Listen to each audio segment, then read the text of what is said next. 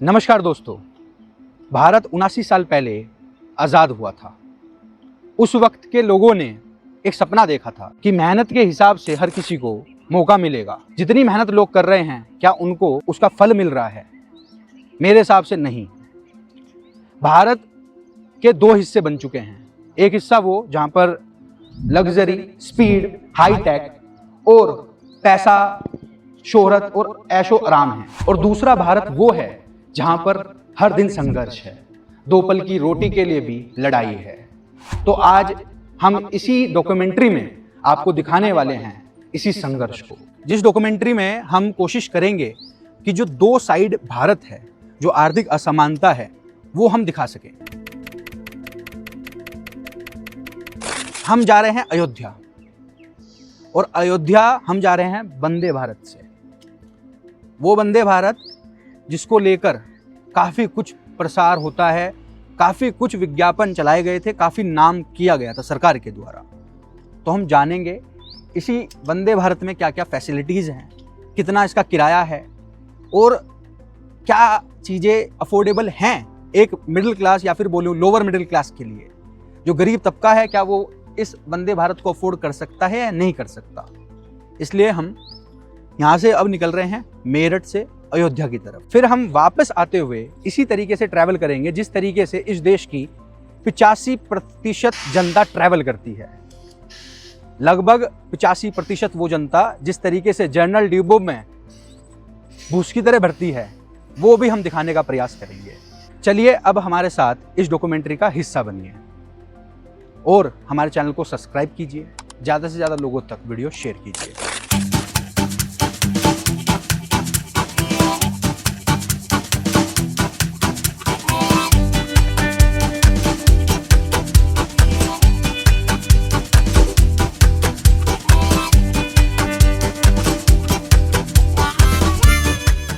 ये C7 है, यही हमारा कोच है। तो हम अंदर चलते हैं और आपको अब अंदर का पूरा लुक देंगे। आ जाओ।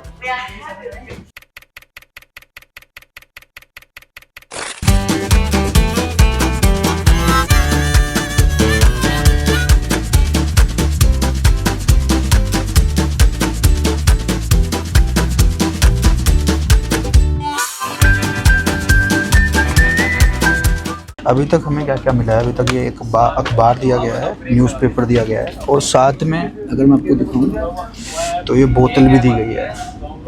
तो और क्या क्या होने वाला है वो हम देखेंगे इसी वीडियो में, और क्या यात्रा कैसी रही बाद में रेटिंग भी करेंगे, कैसा रहा। वंदे भारत के यात्रीगण की ध्यान दें, अनाउंसमेंट गाड़ी में साफ सफाई, एसी, कूलिंग, चार्जिंग सॉकेट से संबंधित सहायता के लिए आप हमें कॉल कर सकते हैं। हमारा नंबर कोच के अंदर और दोनों स्लाइडिंग डोर पर लिखा हुआ है। प्रॉब्लम बस एक ये हुई है कि जो मुझे सीट मिली है ना, वो इस डायरेक्शन में मिली है, गाड़ी जा रही है इधर। तो लेट्स सी, हम स्विच करा के देखते हैं, एक बार बात करते हैं कि इफ़ पॉसिबल कि सीट चेंज हो पाए, क्योंकि शूट भी अच्छा नहीं आएगा। मेरे को इधर इस साइड बैठने में प्रॉब्लम होती है, मेडिकल इशू है। अच्छा जी, ऐसा है क्या? मतलब पूरा टाइम स्टैंड बैठना तो मेरी दिक्कत हो जाएगी, और फिर कल भी बहुत बड़ा दिन है और काफ़ी कुछ काम है। इफ़ पॉसिबल देखते हैं, हम ट्राई करते हैं फ़ोन करके कि पॉसिबल है कि सीट स्विच हो पाएगी या चेंज हो पाएगी। तो हम कॉल लगा के देखते हैं, हम देखते हैं ये भी सुविधा यहाँ पर है या नहीं है। ये यहाँ पर नंबर लिखा हुआ है और इस पर हम कॉल कर सकते हैं, और कोई भी शिकायत हो वो हम यहाँ पर कर सकते हैं। किसी तरीके की भी शिकायत हो वो हम करेंगे। अभी हम सीट स्विच के बाद बोलते हैं, देखते हैं क्या रिस्पॉन्स आता है।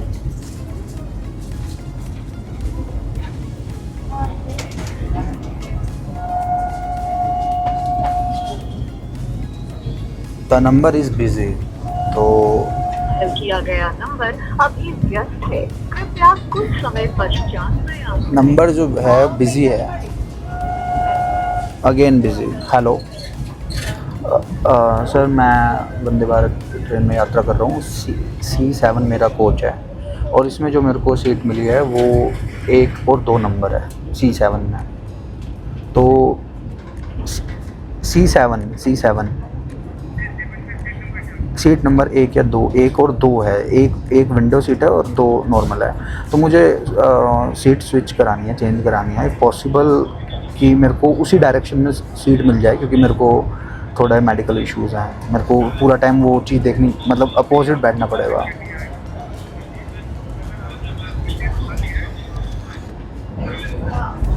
अभी तो कोई खाली है नहीं C7 में, पर C6 में है, तो C6 में पहुंच जाए हमें पॉसिबल, या फिर हमें अभी कोई आएगा तो अभी कोई आएगा।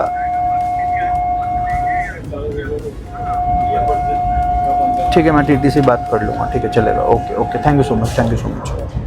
तो ये बोला उन्होंने कि टीटी आएगा, अभी उनसे बात करनी है, तो लेट्स सी, उनसे बात करके देखते हैं टीटी जो आएगा, क्योंकि हमें वीडियो भी बनानी है और मेडिकल कंडीशन भी बता दी मैंने। थोड़ी प्रॉब्लम है, ऐसा इरिटेटिंग सा लगता है जब आप बैठे हो, क्योंकि मैंने बुक करी थी, मैंने देखा नहीं कि क्या आ रहा है, ना ऑप्शंस दिए हुए हैं। थोड़ा सा और इसको इम्प्रूव हो सकती है चीज़ कि हमें ऑप्शंस दे दिए जाएँ, सीट कौन सी क्या लेनी है, जैसे प्लेन्स में होता है। प्लेन्स में सीट आप ले सकते हो, दिख जाता है आपको कौन सी सीट लेनी है, क्या लेना है, तो थोड़ा और कंफर्टेबल होता है। बट ये ठीक नहीं है, सीट बुक करी और रैंडमली ये सीट दे दी मेरे को। फर्स्ट साइड ऑफ भारत है, जिसको देखकर ही पूरी योजना, पूरे प्लान्स बनाए जाते हैं। शायद वही भारत हमें देखने को मिल रहा है यहाँ पर।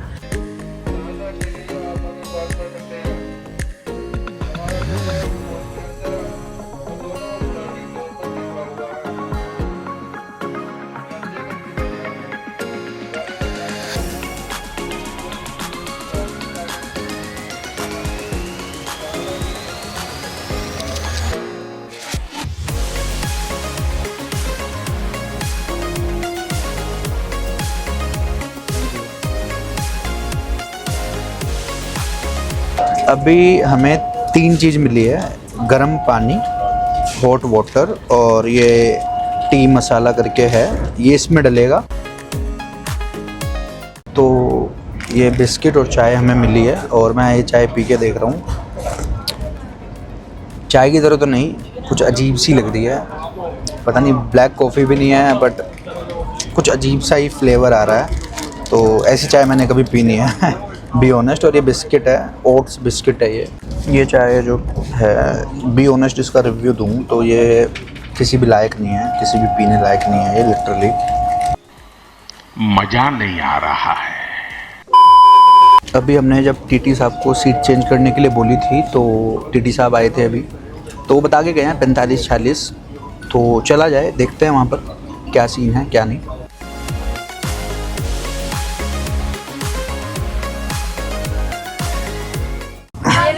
तो फाइनली काफ़ी कुछ सेटिंग बाजी करके जुगाड़ कर लिया है, यहाँ तक ये सीट है। अभी आई डोंट नो किसकी है, बट हम बैठ गए हैं, क्योंकि वहाँ पर बैठना बहुत प्रॉब्लमेटिक हो रहा था, छोटी सी विंडो थी और काफ़ी प्रॉब्लमेटिक हो रहा था, दैट्स वाई हमने स्विच करी है। बाकी हमें अभी तक चाय जो मिली वो हमने पी नहीं, वो चाय बहुत, मतलब चाय नहीं काढ़ा था, चाय तो बोलना चाय का अपराध है, चाय इतनी बढ़िया होती है कि मज़ा आ जाए, पता नहीं क्या चीज़ थी वो। बिस्कुट ठीक ठीक थे, बिस्कुट जो 2 बाइटो बिस्कुट तो ठीक ठीक थे। बाकी रिव्यू तो यही है इसका कि हमें सीट मिल गई है, जो हम चाहते थे वो सीट मिल गई है, इसी फ्लो में और इसी डायरेक्शन में हम बैठना चाहते थे, वो अभी तक मिला तो है। तो लेट्स सी कब तक मिला है, और कोई आएगा तो उसको हम क्या बोलकर कहेंगे कि आप उधर स्विच कर लो। अगर कोई होगा सही बंदा तो कर लेगा, नहीं तो कोई बात नहीं, लेट्स सी हम कहीं और बैठेंगे।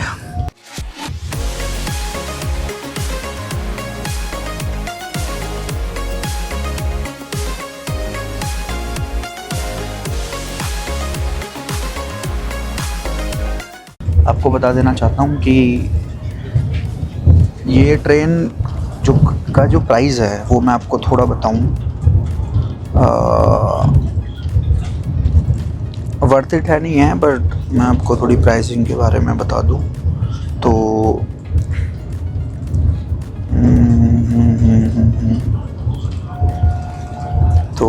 हमारे पास ई टिकट है, और ई टिकट से जनरेट हुई है टिकट। जो इसका प्राइस हमें पड़ी हैं 2 ट्रेन, वो पड़ी हैं 1615 मेरठ से अयोध्या। तो जो प्राइसिंग है वो 1615 है। तो सवाल ये है कि क्या वर्थ इट है या नहीं, जितना प्राइस ये चार्ज हो रहा है क्या वर्थ इट है। तो अभी जाकर पता चलेगा। सुबह 6:35 से हम चले थे और अभी दूसरा स्टेशन आएगा। पहला स्टेशन जा चुका है, इस एक स्टॉप पे जा चुका है और फिर दूसरा आएगा। और ज़्यादा स्टेशन है नहीं, लखनऊ के बाद शायद सीधा अयोध्या है। तो आपको इस जर्नी में बताते रहेंगे किस तरीके से जो टू साइड ऑफ इंडिया हमारा जो आइडिया है डॉक्यूमेंट्री बनाने का वो क्यों आया, इसके पीछे रीज़न बताता हूँ। मैं ये दिखाना चाहता हूँ और हमारी टीम दिखाना चाहती है कि जिस तरीके से भारत में आर्थिक असमानता बढ़ती जा रही है,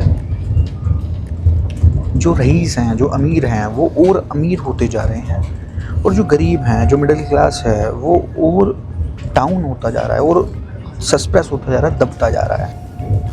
तो इस कॉन्सेप्ट को दिखाने का हम प्रयास कर रहे हैं कि जब हम ट्रेन में ट्रैवल करते हैं तो सेम ट्रैक है, ट्रेन अलग है, सेम लोकेशन है, सेम डेस्टिनेशन है, पर एक व्यक्ति के पास अगर पैसे ना हो, 1615 रुपये अगर मेरे पास ना हो, तो मैं कैसे उस जगह पहुंच पाऊंगा, वो दिखाने का हम प्रयास कर रहे हैं। तो ये डॉक्यूमेंट्री के माध्यम से, बाकी बहुत कुछ है बोलने को तो, पर यही कहूँगा कि ये डॉक्यूमेंट्री केवल डॉक्यूमेंट्री नहीं है, ये संदेश है पूरे भारत को कि हमारे देश में आर्थिक असमानता का जो स्तर है, जो दूरियां हैं, गैप है, वो लगातार बढ़ता जा रहा है। देश में बिलो पॉवर्टी लाइन जो आंकड़ा है सरकार का, वो 85% है। 85% को सरकार राशन दे रही है। तो कहाँ से वो इतनी ज़्यादा एक्सपेंसिव गाड़ी में ट्रैवल करेंगे। बात हुई है विश्वगुरु भारत की, विकसित भारत की। क्या सच में विकसित भारत है? मुझे एक कोट याद आता है, मैं कोट करता हूँ एक बयान। माननीय प्रधानमंत्री जी ने कहा था कि हवाई चप्पल वालों को मैं प्लेन में बिठाने का मेरा सपना है। प्लेन में छोड़े 1615 रुपये देकर कोई इसमें नहीं ट्रैवल करने वाला। अयोध्या तक अगर किसी को जाना हो, इवन मुझे भी जाना हो ना, तो मैं इसमें अफोर्ड नहीं, कोशिश करूँगा कि यार थोड़ा एक्सपेंसिव कम हो। Of course middle class mentality, but that's the reality. ये एक बहुत बड़ी रियलिटी है कि जो आर्थिक असमानता है, जितनी मेहनत है, जितना उसका हक है, वो उसको नहीं मिल रहा है। माननीय प्रधानमंत्री बड़ी बड़ी बातें करते हैं, बट काम देश में जो हो रहे हैं वो दिख रहा है। देश विश्वगुरु की तरफ कितना जा रहा है वो हम दिखाएंगे आगे वीडियो में। जब वहाँ से वापस आएंगे, वही सेम डेस्टिनेशन है, बस फ़र्क इतना है कि वहाँ से वापस आ रहे हैं। और वापस आने को ये ट्रेन भी आती है, लोग इस ट्रेन में वापस आते हैं। बट मैं चाहता हूँ कि हम दिखाना चाहें कि जनरल डिब्बे में लाइफ कैसी है, कैसे वहाँ पर लोग जा रहे हैं, कैसे लोग वहाँ पर जी रहे हैं, कैसे लोग वहाँ पर अपने जीवन का वातन कर रहे हैं, कैसे वो संघर्ष कर रहे हैं जाने के लिए।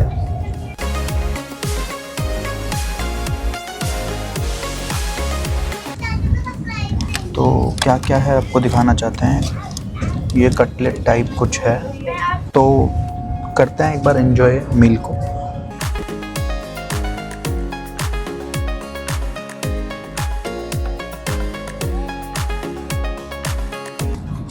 पता है आपको सबसे बेस्ट चीज़ क्या है इस पूरे मील की? वो है ये चौकी पाई है। और ये बेस्ट चीज़ है, हेल्दी तो नहीं है ऑफ कोर्स, बहुत मीठा है, और भी पता नहीं क्या क्या चीज़ें पड़ी हुई होंगी। ओवरऑल मैं बात करूँ इसकी तो ये ठीक ठीक है, ना तो ज़्यादा अच्छा है ना ज़्यादा बुरा है। अब आ गई ये कॉफ़ी, और ये कॉफ़ी हम पीते हैं। देखते हैं ये भी क्या चाय की तरह ही है, लग तो उसकी तरह ही रही है। लेट्स सी, देखना ये है कि ये चाय की तरह है या नहीं। मेन चीज़ यही है कि ये भी अगर चाय की तरह हुई तो इसको पीना इम्पॉसिबल हो जाएगा। इसको कॉफ़ी कहते हैं, ये कॉफ़ी है,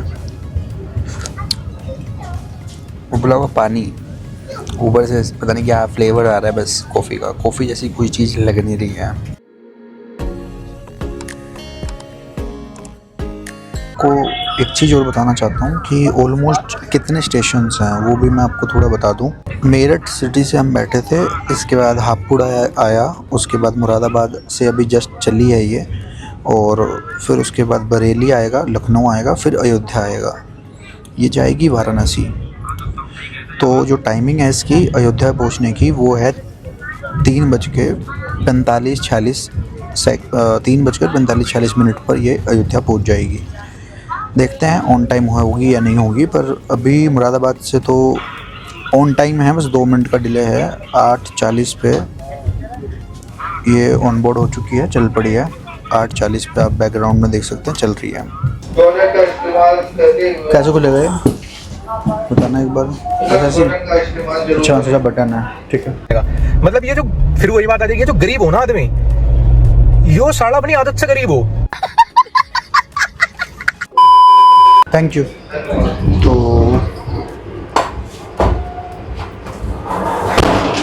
तो भाई आप देख सकते हैं बेसिकली कितनी साफ़ सफाई है। टोटल ओवरऑल हम चेक करें तो गिम्बल मैंने रख दिया है, तो टोटल साफ़ सफाई आप देख सकते हैं। काफ़ी लोग गए भी होंगे, बट बी काइंडली अगर मैं बात करूं तो काफ़ी साफ़ सफाई है। तो हम ऐसा नहीं कह सकते कि साफ़ सफाई नहीं है, ये कहना बिल्कुल गलत होगा। साफ़ सफाई तो है और काफ़ी हद तक है। और अगर ये गंदा होता है तो हम बाहर अटेंडेंट बैठा है उसको बोल सकते हैं कि भाई गंदा हो रखा है, इसको साफ़ करो जाए। तो साफ़ सफाई के मामले में मैं जो स्वच्छ भारत मिशन है माननीय प्रधानमंत्री जी का, उसके मामले में मैं इसको 100% 100% मैं इसको वो दूंगा। एक बकवास चीज़ मुझे जो लगी अभी तक वो मैं आपको दिखाना चाहता हूँ, वो है प्रेस बटन। आप प्रेस करोगे तब तक पानी आएगा, तो ये बकवास चीज़ है। मतलब ऐसा होना चाहिए या तो इसको चला दें तब पानी आ जाए, या फिर सेंसर्स हों जैसा अमूमन बहुत जगह देखने को मिलते हैं, वो नहीं कर सकते तो एक वक्त में एक ही हाथ धो सकता है। जब तक ये दबेगा जब तक ही पानी आएगा। तो ये बकवास चीज़ है। मतलब मेरे को काइंड ऑफ कंफर्टेबल नहीं हुई। मेरी आदत है अमूमन दोनों हाथ अच्छे से रैप करके धोने की, बट ठीक है। एक नेताजी हमें मिले हैं जो सरप्राइजिंगली सामने ही बैठे थे, तो उनसे थोड़ी सी चर्चा करते हैं, बातचीत करते हैं। चलिए। ये है मेरठ से वरिष्ठ नेता लक्ष्मीकांत भाजपाई जी, जो वर्तमान में राज्यसभा सदस्य हैं और मेरठ से काफ़ी वरिष्ठ नेता हैं भारतीय जनता पार्टी के। तो ये भी ट्रैवल कर रहे थे वंदे भारत में, ये लखनऊ तक गए, इनसे काफ़ी कुछ चर्चाएं हुई और इसी के साथ साथ ही हमने इनको अपने पॉडकास्ट में आने की रिक्वेस्ट भी करी। बहुत जल्द इनके साथ भी हमारा पॉडकास्ट होने वाला है।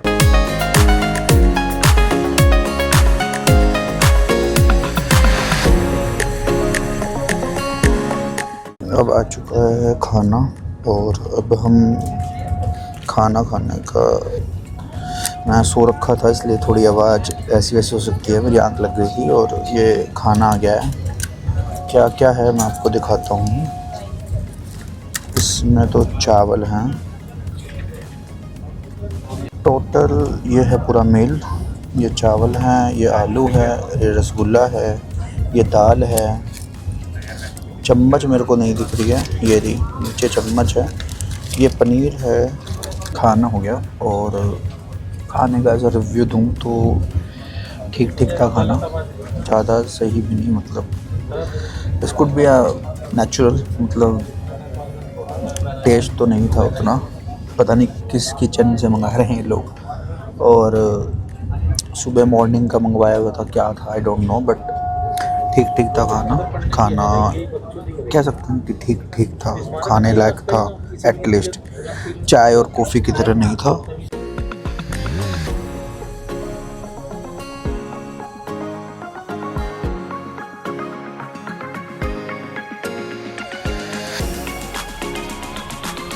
अभी हम निकल पड़े हैं नवाबों के शहर लखनऊ से अयोध्या की तरफ। और ये 1.5-2 घंटे का ऑलमोस्ट सफ़र है, बल्कि दो घंटे कम से कम लगेंगे। 3:50 के आसपास ट्रेन हमें छोड़ देगी अगर राइट रही तो लेट्स सी। अब आपसे मिलते हैं अयोध्या।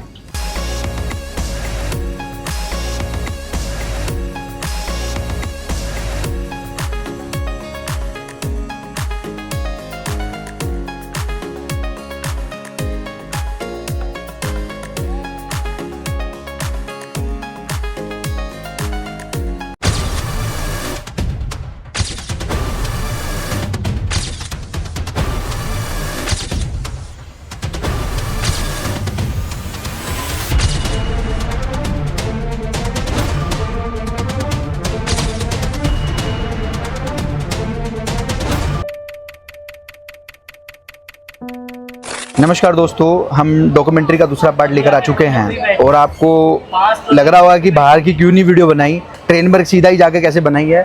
अभी तक गाड़ी जहाँ से चल रही है वो है अयोध्या कैंट, ठीक है। और हम चेक कर रहे थे कि कोई और गाड़ी मिल जाए। एकमात्र गाड़ी एक इससे पहले थी तो ये बन के नहीं चल रही थी, तो हमें शूट करना था कि हम दिखाना चाहते थे एक दूसरी लाइफ जो आर्थिक असमानता है वो हम दिखाना चाह रहे थे। करवाने को रिजर्वेशन करवा लेते पहले ही, पर हमने नहीं कराया क्योंकि हमें इस डॉक्यूमेंट्री को भी बनाना था। अयोध्या में हम आए थे और अयोध्या में जब आए हैं हम तो हमने सोचा कि एक डॉक्यूमेंट्री भी साथ साथ बना कर लेकर चलें। तो अभी ये ट्रेन अयोध्या पर लग रही है। ये वॉशिंग में थी और वॉशिंग में ही सभी लोग आकर भर गए। और हम खुद अभी कितने बजे हैं, अभी बजे हैं 4:40 के करीब, और 4:40 बजे हैं और हम करीब जो 4 बजे के आसपास आ चुके थे रेलवे स्टेशन पर फटाफट कि भाई 5:25 की ट्रेन है तो जाना चाहिए। तो ये हुआ कि पूरी ट्रेन भरी हुई है। मुझे तो शक हुआ कि ये वो ट्रेन है भी या नहीं, क्योंकि वॉशिंग में इतने लोग कैसे आके बैठ गए। तो लोगों ने बताया कि 2-2 बजे तक लोग आ जाते हैं, कोई 2 बजे आ जाता है, कोई 1:30 बजे आ जाता है सीट लेने के लिए। मतलब लाइफ कैसी हो चुकी है कि ट्रेन जो है वो 5:25 पर है जो चलेगी अयोध्या कैंट से, ये वॉशिंग पर खड़ी है। सवाल यह है कि वॉशिंग पर ही लोग आके बैठ जा रहे हैं, क्यों, ऐसा क्यों है? इसके पीछे कारण है आर्थिक असमानता। सप्ताह में पूरे सप्ताह ट्रेन चलती है, बाकी सारी ट्रेन वीकली चलती है। तो इस वजह से लोग आकर 2 बजे, कोई 2:30 बजे आकर बैठ जा रहा है, 2.5-3 घंटे पहले आकर बैठ जा रहे हैं कि सीट मिल जाएगी जनरल में। तो स्थिति है। एक तरफ आपने देखा पिछली हम कैसे बैठकर आए थे, तो ये भी एक्सपीरियंस हम फेस करेंगे कि पूरी रात अब तक हमने कभी लोकल डिब्बे में बिताई नहीं है, कभी हमने रात को लोकल डिब्बे में ट्रैवल नहीं करा अभी तक लाइफ में। तो आज अच्छा एक्सपीरियंस इस वीडियो के चक्कर में, इस डॉक्यूमेंट्री के चक्कर में हमें देखने को मिलेगा। हम देखेंगे कि कैसे क्या होता है। बाकी अब एक बार ओवरव्यू लीजिए। फुल हो चुकी है ट्रेन, अभी पहला स्टेशन भी नहीं आया है।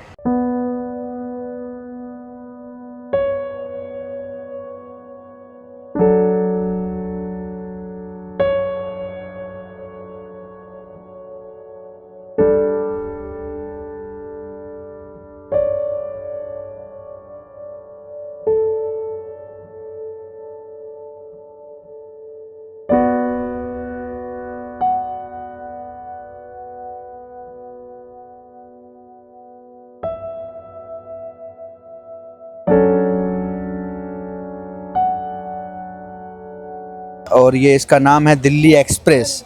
ये अयोध्या कैंट से दिल्ली की ओर जाने वाली एक ट्रेन है और इसमें हम आज ट्रैवल कर रहे हैं।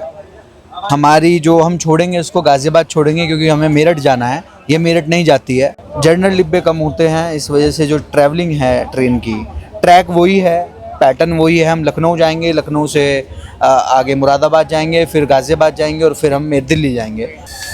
जो अब हमने जो दिखाया था सुबह, जो हमने मतलब परसों दिखाया था, तो परसों जो था वो अलग ही चीज़ थी। मतलब आप बैठ के और आपके पास खाना आ रहा है, तो फ़र्क है दोनों में। जैसे मैं उदाहरण दूं कि इसका जो टिकट था ट्रेन का, जो हमारी ट्रेन थी वंदे भारत, उसका टिकट था 1615 था। 9.5 घंटे उसने लिए, ऑलमोस्ट 9 घंटे कुछ समथिंग लिए। तो हम बैठे मेरठ सिटी से और हम उतर गए अयोध्या धाम। अब हम बैठे हैं, ये ट्रेन है जो दिल्ली एक्सप्रेस, और इसमें हम बताएं कि ये दिल्ली एक्सप्रेस ट्रेन में ऑलमोस्ट हमें 10-10.5 घंटे ट्रैवल करना है। ये सुबह पहुंचाएगी 4 बजे के आसपास, और 4 बजे के आसपास तो पहुंचाएगी। इसके साथ साथ इसका जो टिकट है वो मात्र 200 रुपये समथिंग है, 200 रुपये के आसपास है। तो पैसे का भी फ़र्क साफ है। तो आर्थिक असमानता जो है, जो 2 साइड ऑफ भारत है, ये एक ऐसी साइड है जो दबाई जा रही है, कुचली जा रही है। इस पूरी रेल में सिर्फ 5 डिब्बे जनरल के हैं। तो नाइंसाफ़ी है उन लोगों के लिए जो रिजर्वेशन के लिए पैसे नहीं दे सकते, नहीं दे पा रहे, और वो 12-12 घंटे ट्रैवल कर रहे हैं। कि जो वॉशिंग में जाके बैठ जा रहे हैं अपने 3 घंटे 4 घंटे खराब करके। सरकार की इतनी नाकामी है। हाँ। कि ट्रेन इतने पहले लग जाती है, खड़ी रहती है, सबको पता रहता है, वहाँ गार्ड क्यों नहीं रहता? गार्ड को रहना चाहिए। दिल्ली में हर ट्रेन लगने से पहले पुलिस खड़ी रहती है, नहीं बैठने देती है। बात अंकल नहीं, जनरल डब्बे में 2-2 घंटे पहले कैसे बैठ जा रहे हैं लोग, बताइए। सही बात है। कैसे बैठ जा रहे हैं, इनको रोकना चाहिए ना। इनकी नाकामी सरकार की नहीं है इसमें। नहीं, ट्रेन भी तो कम है, कितनी ट्रेन ट्रेन कम है, लेकिन उनको ऐसे व्यवस्था रखनी चाहिए कि जब ट्रेन प्लेटफॉर्म पे लग जाए तब जाके यात्री बैठे।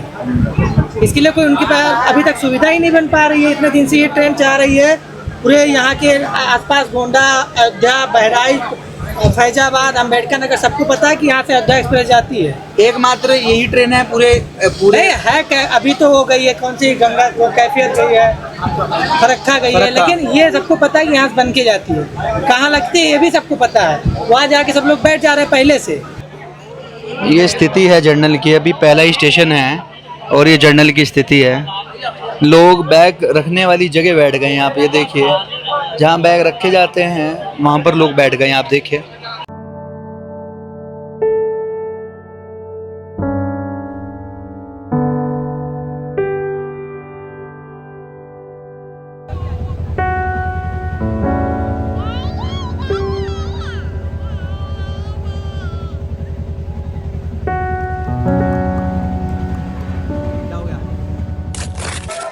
ये देख भैया, कौन पी रहा है बीड़ी? कौन पी रहा है बीड़ी? कौन पी रहा है बीड़ी? क्या दे इसको? मार उसका खोपड़ी तोड़ साले का, मार।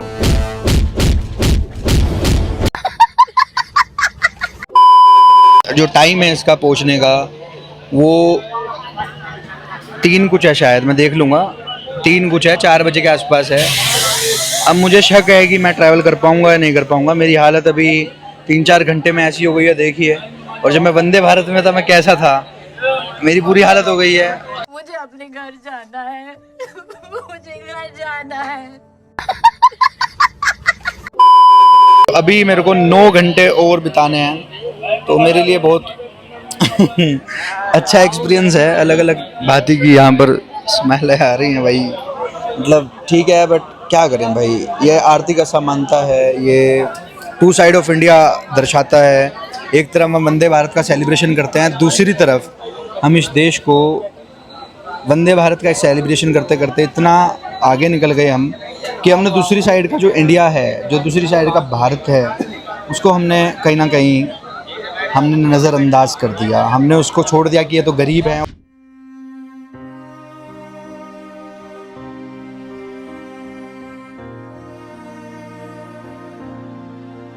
नाम क्या है तेरा? नाम कोहली, फिर गुड्डी। कितने साल की है? कितना? 8 साल की। एक। अच्छा,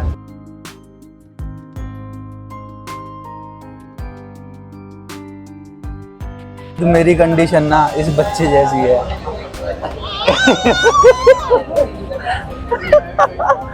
भाई ना रोने को हो रहा है ना कुछ हो रहा है, ये रो रहा है। ओए ओए रुक जा, क्यों रो रहा है? क्यों रो रहा है तू? तू क्यों रो रहा है? ओवर एक्टिंग कर रहा है, क्यों रो रहा है? भाई सेम कंडीशन हम सबकी है, क्यों रो रहा है भाई? ओए प्यास लगी है, पानी पिएगा? पानी पानी, आजा अंदर आजा, इस तरफ आजा, तू आजा, आइयो।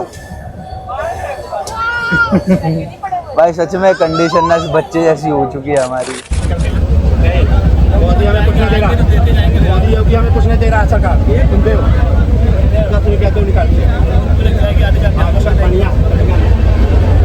प्यार चला। 1.5 लाख रुपये लगा ऑपरेशन कराने में, देखो असली बनाया निकालो। इसका कौन देगा पैसा? मोदी थोड़ी देगा, तुम दो। जल्दी लाओ, किधर हो? दे जल्दी, बराबर देगा। दे देते हैं। गरीब आदमी तो अभी दिया, बाल बच्चेदार है, अच्छा है, कमाता थोड़े है।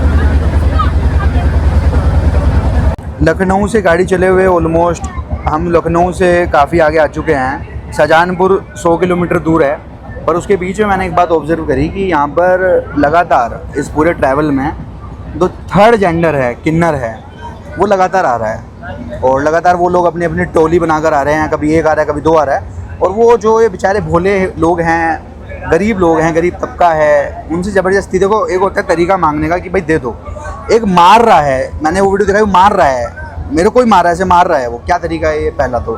दूसरा चलो कोई नहीं, अभी पीछे लड़ाई करी उसने, बड़ी भयंकर लड़ाई करी, मैंने दिखाई आपको वीडियो में आगे, बड़ी भयंकर लड़ाई, और कह रहा है पुलिस को मैं एक विशेष अंग का नाम ले रहा है, मैं उस पर रखता हूँ। तो सवाल ये है कि यूपी पुलिस की या फिर आरपीएफ की, हमारे जवानों की कोई इज्जत नहीं है कि ये थर्ड जेंडर है। ठीक है, थर्ड जेंडर है भी या नहीं अभी कंफर्म नहीं है, कोई सर्टिफिकेट तो होता नहीं इनके पास जो लेके घूमे ये। तो थर्ड जेंडर जो ये सो कॉल्ड बने घूम रहे हैं, और ये यहाँ पर लोकल्स में आकर आम जनता से, जो पहले ही दबी कुचली जनता है, जो पहले ही जिनके हालत ख़राब है, जो 85% इस भारत में पहले ही मजबूर है कि वो जर्नल में ट्रैवल कर रहे हैं, उनसे ज़बरदस्ती जबरन ये वसूली हो रही है।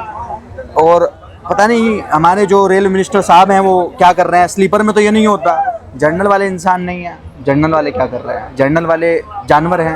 जर्नल वालों को कोई भी दबा सकता है कि वो किन्नर है, उसको राइट मिल गया किसी की पर्सनल लाइफ में घुसकर उसको टच करने का या फिर उसको मारने का। थर्ड जेंडर को किसी ने राइट दे दिया भाई, कहाँ से राइट मिल गया ये? थर्ड जेंडर का मतलब ये हो गया है कि आप दादागिरी करोगे, आप किसी को परेशान करोगे, किसी को गाली दोगे, गंदी गंदी हरकत करोगे। एक को पीछे कह रहा है ये कर दूंगा, वो काट दूंगा, मतलब एक्सट्रीम हो गया ना भाई। हमारे लिए तो एक्सट्रीम है, हमें नहीं पता, तो आप लोगों को भी नहीं पता होगा जो वीडियो लेकर। दिस लाइक अ शिट, ये बिल्कुल गंदगी मचा दी है भाई लोगों ने। पूरा गैंग है, पूरा गिरोह है जो हर एक स्टेशन पर चढ़ते हैं और इस तरीके से हरकत करते हैं। तो आरपीएफ क्या कर रही है भाई? आरपीएफ डरती है क्या इनसे? डर गए हो तो बता दो, क्यों ले रहे हो तनख्वाह? छोड़ दो भाई नौकरियां, और ये रेल मिनिस्टर इस्तीफा दे दो भाई। ये बहुत बड़ा मुद्दा है, ये कोई छोटा मुद्दा नहीं है कि जो बेचारे दबे हुए लोग पहले से हैं, जो शोषित लोग हैं पहले से, उनके साथ इतनी चीज़ें चल रही हैं उनके दिमाग में, उनका फैमिली प्रेशर, हर चीज़ वो झेल रहे हैं। उसके बाद वो ट्रैवल करना है खड़े होकर, और उनको ज़बरदस्ती जबरन उनसे खींची जा रही हैं चीज़ें, ज़बरदस्ती उनसे पैसे लिए देगा कैसे नहीं। एज है ये कम से कम 80-85 साल के होंगे, बुजुर्ग हैं ये, और इनकी एज के हिसाब से वो इनसे बदतमीजी कर रहा था। तो मतलब एक्सट्रीम हो गया। मैं मतलब सोच रहा हूँ इस पर ना बोलूँ, पर हद हो गई है। मेरा मुद्दा ये था ही नहीं, और ये भी ऐड कर रहा हूँ मैं कि भाई थर्ड जेंडर को किसी भी तरीके से अधिकार नहीं है, किसी को भी, किसी भी जेंडर को। आप थर्ड जेंडर भगवान ने बनाए हो तो आप हकों का बस मांग सकते हो, भाई दे दो, हमें दे सकते हो। तो आप ज़बरदस्ती छीनोगे तो फिर तो वो गुंडागर्दी, और फिर वो हो गया अपराध। तो ये अपराध की कानून है, संविधान से देश चलता है, मजाक से नहीं चलता। अगर संविधान में सच में ही संविधान से देश चल रहा है तो रेलवे कहाँ है, रेलवे का आरपीएफ कहाँ है, डिपार्टमेंट कहाँ है? तो ये वीडियो हम टैग भी करेंगे ट्विटर पर। जिस तरीके से उसने पीछे बदतमीजी करी वो बिल्कुल गलत थी। वो हमारे पास नहीं आया क्योंकि उसे पता चल गया होगी कि हम वीडियोस बना रहे हैं, तो मेरे पास नहीं आया वो। उससे पहले एक आया था बड़ा हट्टा कट्टा, और मेरे को मार रहा है ऐसे। मैंने कुछ नहीं कहा क्योंकि मैं कोई शिट चाहता नहीं हूँ, क्योंकि एक बार मेरे साथ शिट हुई थी दिल्ली। फिर बाद में पूरी कहानी बहुत बड़ी हो जाएगी। बाद में उसको ऐसा ठीक हुआ था, वो आरपीएफ ने ऐसा ठीक कर रहा था, मैंने कंप्लेंट डाली थी। तो शिट जो हुई थी उसके बाद वो मुश्किल से सारे ही थोड़े दिन के लिए, 2-3 महीने के लिए, सारे ही जो ट्रांसजेंडर थे सो कोल्ड, आधे से ज़्यादा, वो सब गायब हो गए थे। रेलवे में चढ़ना मुश्किल हो गया था उनका कुछ दिनों के लिए। पता नहीं आरपीएफ, मैं तो आरोपी लगा, मैं तो समझ ही सकता हूँ क्या रीज़न है, क्या उनकी मजबूरी है, क्या वो पैसा ले रहे हैं इनसे? सवाल उठता है। क्या रेल मंत्री साहब पैसा ले रहे हैं किन्नरों से कि इन्होंने अपने गुंडे छोड़ दिए हैं लोगों से पैसा हड़पने के लिए, कि जर्नल में जानवर चढ़ रहे हैं? तो बहुत गलत है, बहुत दुखद है ये घटना। जितनी भी ये किन्नर चढ़ रहे हैं इनको रोकना चाहिए। आप हकों के पैसे मांगो, पहली बात मांग क्यों रहे हो? ट्रेन तुम्हारे बाप की थोड़ी है, रोड पर मांगो, कहीं मांगो। गुंडागर्दी कमाना बस की नहीं रहा है। थर्ड जेंडर को आज अधिकार सब चीज़ों का, नौकरी तक का अधिकार मिल रहा है, सरकार ने नौकरी तक के अधिकार दिए हैं। बहुत हालत की दयनीय स्थिति है। तो हमने इसके ऊपर उठाई है आवाज़, दिखाने का प्रयास करा कि किस तरीके से जो जर्नल में लोग जी रहे हैं वो बहुत ही दयनीय हैं, बहुत ही मतलब मेरे पास शब्द नहीं है, मैं I have no words to, मैं इसको एक्सप्रेस कैसे करूं कि गर्मी की मार झेल रहे हैं, ऊपर से इस तरीके का गुंडागर्दी झेल रहे हैं। क्या चल रहा है भाई?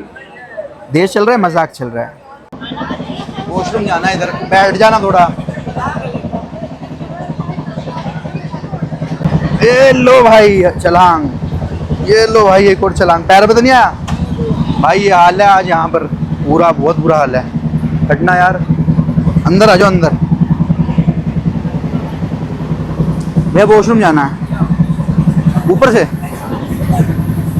बेटा निकल, एक बार उधर जाना बाबू, बहन हो जाइए उधर। भैया जाओ भैया, तुम भीड़ मत भूलिया हो। थैंक्स टू इंडियन रेलवे, ये हालत है इंडियन रेलवे की। मुश्किल से तो यहाँ तक आ पाया हूँ मैं, और ये हालत है इंडियन रेलवे की। ये जनरल डिब्बे की हालत है, मैं दिखा नहीं सकता हूँ। इससे ज़्यादा गंदगी मैंने अपने जीवन में देखी होगी।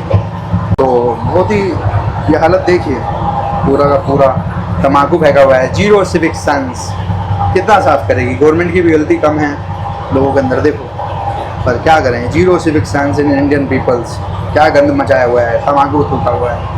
हटना, उठ जाएगा तो कृपा हो जाएगी भाई थोड़ी। हट जाइए भैया, बहन आ जाइए उधर। भैया निकलने दो, यो रख लें क्या?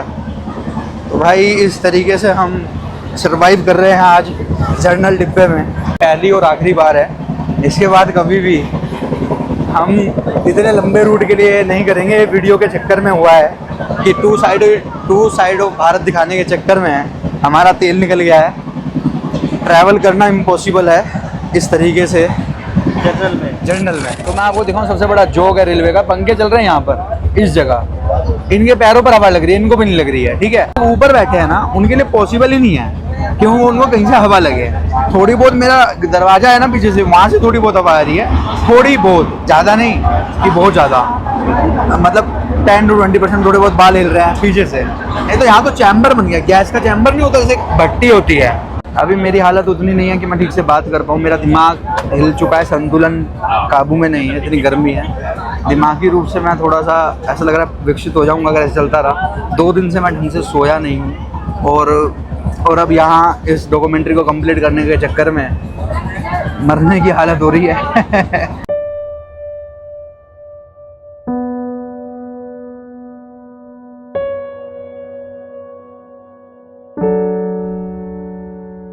ऐसे बैठकर जर्नल में इम्पॉसिबल है, मैं कभी नहीं करूँगा और ना कभी करना चाहता हूँ। बस इस वीडियो के चक्कर में मैं फंस गया। तो आपको दिखाना था जो होता है यहाँ पर, कितनी स्थिति, दयनीय स्थिति है सभी की। छोटे छोटे बच्चे हैं, छोटे छोटे बच्चे नीचे बैठे हैं, वो गर्मी में पसीज रहे हैं। तो मेरा वही सवाल है, टू स्टेट ऑफ भारत जो है वो लगातार बढ़ता जा रहा है, आर्थिक असमानता बढ़ती जा रही है। तो उसके लिए क्या कर रहे हैं सरकार, क्या कर रही है, क्या इनके लिए कोई सुविधा करी जा सकती है? हर जिले में, हर जगह, हर स्टेशन पे क्या रेलवे इनके लिए एक्स्ट्रा रेल निकाल सकता है कि हम एक पैसेंजर ट्रेन चलाएंगे जिसमें सारी ही पैसेंजर गाड़ी होगी, और सब की सब जो पैसेंजर गाड़ी होंगी वो सब की सब जो होंगी पूरी एक्सप्रेस टाइप होगी। ऐसा कुछ हो सकता है? सवाल बहुत सारे हैं।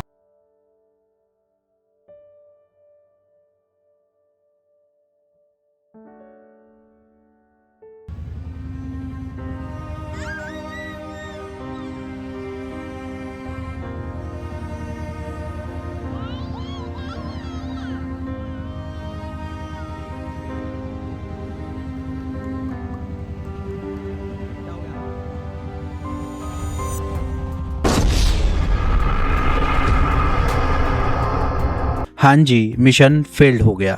वो इसलिए हो गया, हमारी तबीयत लगातार बिगड़ती चली गई और हमें सरवाइव करना हमारे लिए इम्पॉसिबल हो गया उस चैम्बर के अंदर। फिर हमने हापुड़ उतरकर एक कैब करी और सीधा अपने घर मेरठ वापस आ गए। पर इस डॉक्यूमेंट्री ने सही में टू साइडेड ऑफ भारत है उसको दिखाने का प्रयास करा, जो शायद ही इंटरनेट पर कोई कर रहा होगा। तो आप सबसे अनुरोध है, इस डॉक्यूमेंट्री को अब तक जिसने देखा होगा वो हमारे चैनल को सब्सक्राइब करेंगे और इस डॉक्यूमेंट्री को अपने दोस्त, अपने परिवार और अन्य लोग जिनको भेज सकते हैं भेजने का कार्य करेंगे। बहुत बहुत धन्यवाद आपका। जय हिंद, जय भारत।